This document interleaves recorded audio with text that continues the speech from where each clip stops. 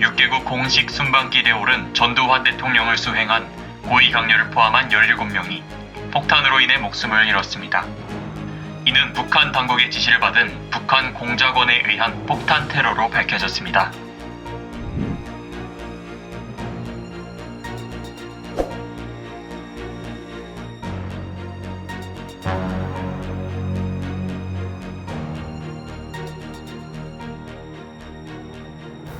네, 안녕하십니까. 한국외교협회 부회장 이서항입니다. 네, 오늘은 최근 그들은 왜 순직해야 했는가 하는 제목으로 버마 암살 폭발 사건의 외교적 성찰에 관한 저서를 쓰신 최병효 대사님을 모시고 버마 암살 폭발 사건에 대해 심도 있는 대화를 이어나가고자 합니다. 최병효 대사님은 사건 당시 외무부 서남아 서기관으로서 서남아 지역 업무를 담당하셨고 그 후에 주 노르웨이 대사와 주 로스앤젤레스 총영사를 역임하셨습니다. 버마 암살 폭발 사건에 본격적으로 들어가기 전에 미얀마, 즉 그때 당시 이제 버마라고 불렸습니다만 그 나라에 대해서 이제 알아보도록 하겠습니다. 최근 그 미얀마에서는 민주화 시위와 군사 독재 정권의 폭력 진압으로 많은 시민들의 그 희생이 발생하고 있어 연일 뉴스에 올라오는데 미얀마는 도대체 어떤 나라인지 우리 시청자들을 위해서 설명해 주시겠습니까? 네, 버마, 현재 미얀마는 여러 소수민족으로 구성된 국가입니다. 그러다가 1057년, 서기 1057년에 처음으로 버마족에 의한 통일국가를 이뤘습니다. 그 후에 여러 왕조를 거치며 1758년에 콤바옹 왕조가 등장하였습니다. 그런데 당시 인도를 통치하던 영국이 세력을 확장하면서 이 콤바옹 왕조와 분쟁이 생겼습니다. 그래서 영국과 세 차례의 전쟁이 있었는데 결국은 버마가 모두 패배하였습니다. 이에 따라서 1852년에는 버마 남부가 영국 지배하에 들어갔고 1886년에는 버마라는 나라 전체가 영국령 인도에 편입되어 버림으로써 버마라는 독립국가가 사라지게 되었습니다. 일본과 영국의 식민시대에 독립군을 조직하여 저항해온 국부 아웅산 장군이 독립을 목전에 두고 1947년 7월 정적에 의해 암살당함으로써 버마는 48년 1월 독립 후에도 많은 정치적 혼란을 겪게 되었습니다. 그러던 중에 아웅산 장군의 딸인 아웅산 수지 여사가 1988년 영국에서 귀국하여 민주화 세력을 조직하고 국제적 지지를 받으면서 2015년 11월 민군 합동정부가 등장하고 아웅산 수지 여사가 실질적 지도자로 등장하였습니다. 그러나 민군 갈등이 계속되었고 작년 말 총선에서 아웅산 수지 여사의 정당이 더욱더 세력을 강화함에 위기를 느낀 군인들이 다시 쿠데타를 일으킴으로써 버마가 다시 군사 독재 체제로 되돌아간 상황이 되었습니다. 최근 그 한 공영방송 KBS의 역사 저널 그날이라는 그 프로그램에서도 이 사건을 다루었는데요. 전두환 대통령이 그 버마를 방문할 당시에 버마의 한국과 그리고 북한과의 관계는 어떤 정도였다고 말할 수 있겠습니까? 네, 버마는 1955년 출범한 비동맹 운동의 창설 회원이었지만 1962년 내윤 장군이 군사 쿠데타로 버마식 사회주의 고립 정책을 채택하면서 이 운동에도 적극적으로 참여하지 않게 됩니다. 남북 관과는 1962년에 영사관계, 75년에 동시 수교를 하였으나 한국보다는 같은 사회주의 체제를 채택한 북한과 정치, 군사, 경제적으로 훨씬 더 긴밀한 관계를 유지하고 있었습니다. 네, 이 버마의 남북한 관계에 대해서 간단히 설명해 주셨는데 과거에는 그 버마가 사회주의를 표방한 그 북한과 가까운 비동맹 국가였고요. 또 그런데도 이제 우리가 그때 당시 1980년 당시 이 대통령의 방문 대상 국가로 선정할 때는 그런 부분은 어떻게 우리가 고려하지 않았던 건가요? 어떻게? 예. 83년 5월에 제가 기한해서 외무장관, 국무총리, 대통령까지 세 분이 이제 결재하게 된 대통령의 순방 계획서 안에 버마가 포함되어 있지 않았습니다. 그러한 순방 계획 사안을 기한할 때까지는 외무부와 안기부, 청와대 등 관계 부처 간의 협의가 여러 차례 있었습니다. 그런 협의 과정에서 버마는 방문 대상국으로 고려조차 되지 않았습니다. 그런데 총리 결재까지 난 그 공문을 이범석 외무부 장관이 가지고 대통령 재가를 받으러 1983년 5월 20일에 대통령을 만났습니다. 그랬더니 전두환 대통령이 재가를 거부하고 버마를 추가하라고 이범석 외무부 장관에게 지시를 한 거죠. 그때 당시 이제 대통령의 그 버마 방문 전 그런 좀 상황을 좀 보면은 그 버마에서는 이 북한의 선박인 동건 애국호가 랑군에 도착해서 상당 기간 머물렀다고 하는데 거기에 대한 사전 보고라든지 이런 건 없었나요? 말씀하신 북한의 공작선인 동건 애국호가 랑군항에 기항한 것은 대통령 방문 불과 2, 3주 전인 9월 17일부터 24일간이었습니다. 화물 운반을 빙자해서 랑군항에 기항했는데 사실 외무부로서는 이 사실을 10월 5일에 주 버마 대사 보고가 아니고 주 스리랑카 대사의 보고를 통해서 알게 되었습니다. 그 전문을 10월 5일에 제가 받아보고 깜짝 놀라서 바로 우리 주 버마 대사에게 지시를 하였습니다. 그 배가 랑군에 기항하였었다는데 특이 동향이 없었느냐 걱정이 된다. 동건 애국호가 9월 17일부터 21일까지 기항을 했는데 그러고 북한 선원들이 랑군 시내에 나와서 왔다 갔다 했는데 특이 동향은 없었다. 우리로서는 상당히 우려되는 게 우리 주 버마 대사관에서 사전에 보고가 없었는데 또 어떻게 됐냐고 물어보니까 하루 만에 아무 문제가 없었다고 보고하는 것에 대해서 굉장히 불안한 마음을 가지고 비행기를 타게 됐죠. 그 사건이 일어나기 전의 좀 상황을 더 자세히 살펴보면 이 대통령의 그 서남아 대양주 순방을 추진하기 직전인 1983년 9월 1일 그 아주 큰 사건이 벌어졌습니다. 즉, 이 소련 전투기에 의한 대한항공 격추 사건이 일어났는데요. 그때 당시 탑승자 269명 전원이 사망한 사건이 있었습니다. 상식적으로 우리가 생각할 때 바로 다음 달에 그 계획한 이 대통령의 순방 일정을 취소할 수도 있었을 가능성도 있는데 그것 없이 왜 그대로 추진하였을까요? 이유가 우선 뭐라고 생각하십니까? 제가 말씀드렸듯이 이제 버마 방문은 대통령이 외무부 장관에게 직접 지시해서 이루어진 겁니다. 정부 부처 간에서 어떤 협의가 있었던 사항이 아니었기 때문에 감히 당시 전두환 독재 체제인데 누가 대통령한테 가서 칼 폭발 사건이 있다고 그래서 버마를 가시지 말라고 취소를 할 수는 없는 상황이었습니다. 그 책을 읽어보면서 조금 그 감상적인 그런 제가 느낌을 받은 것도 있습니다.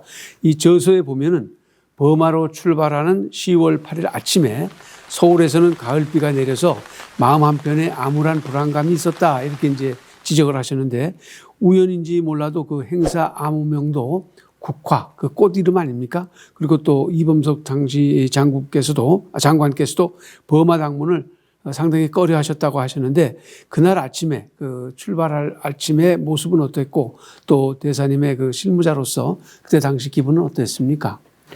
예, 아까 말씀드렸습니다마는 1983년 5월 20일 이범석 외무부 장관이 총리까지 결재를 난 대통령의 서남아 대양주 순방 계획서를 가지고 전두환 대통령의 재가를 받으러 갔다가 버마를 추가하라는 이제 지시를 받았다고 말씀을 드렸습니다.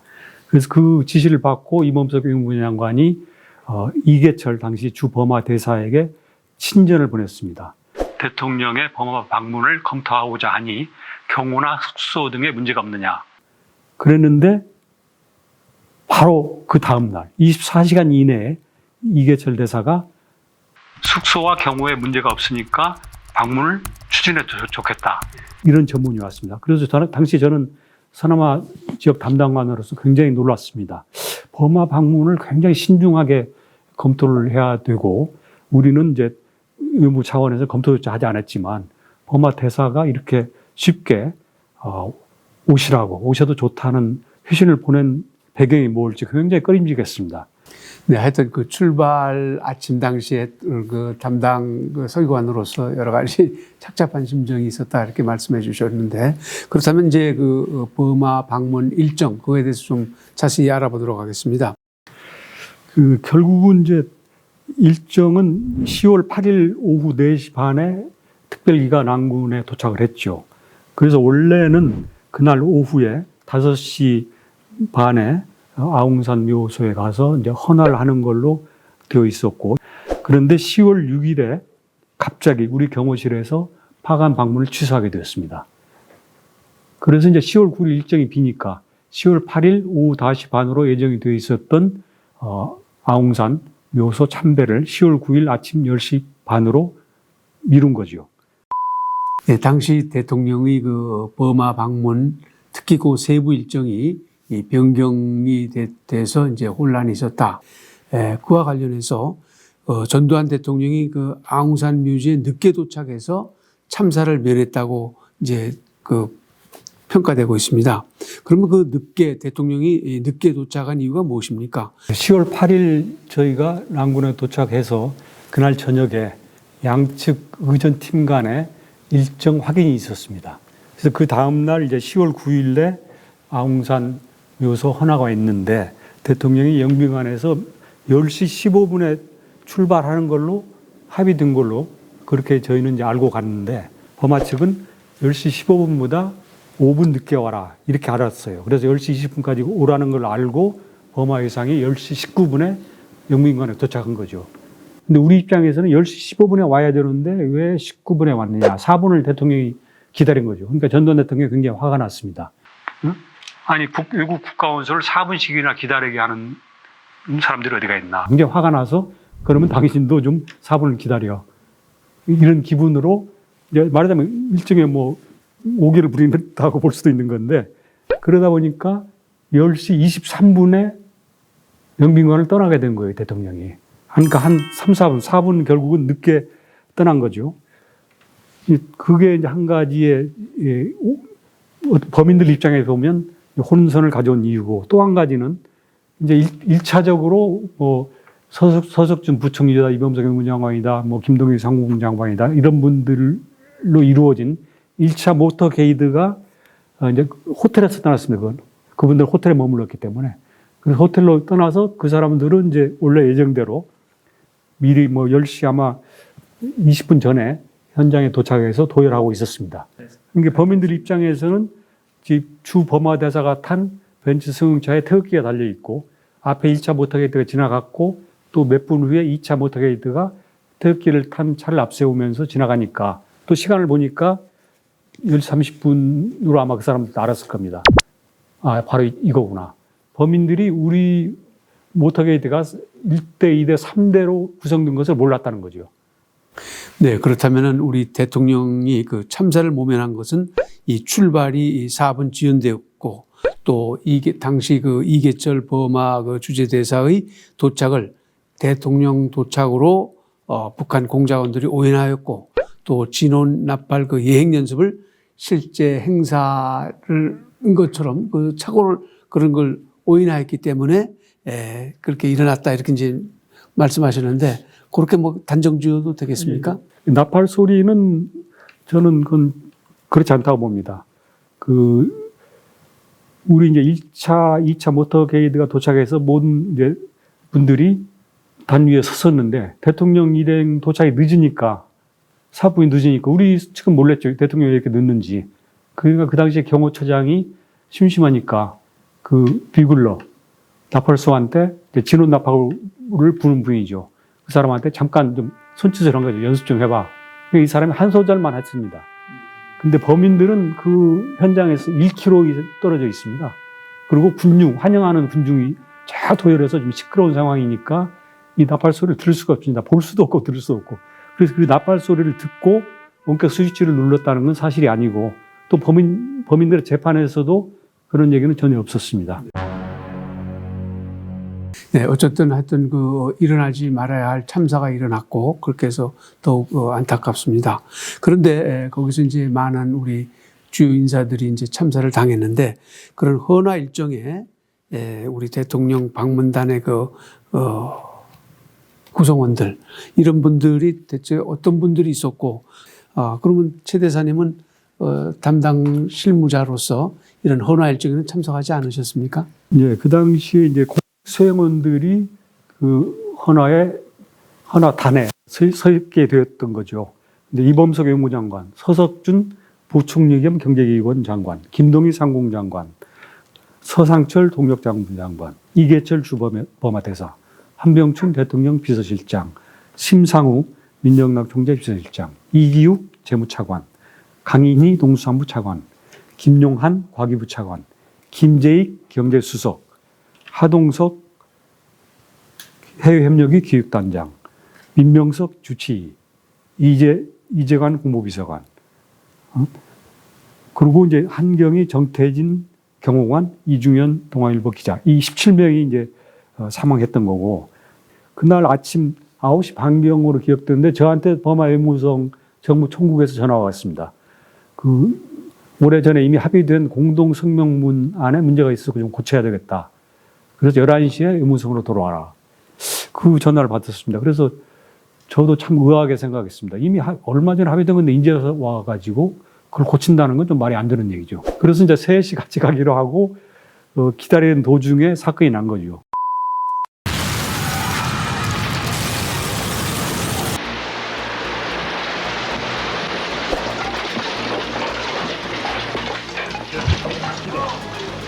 근데 들어오는 걸 보니까 손에 피가 묻었고 입에서 거품이 나서 야, 사고가 났구나.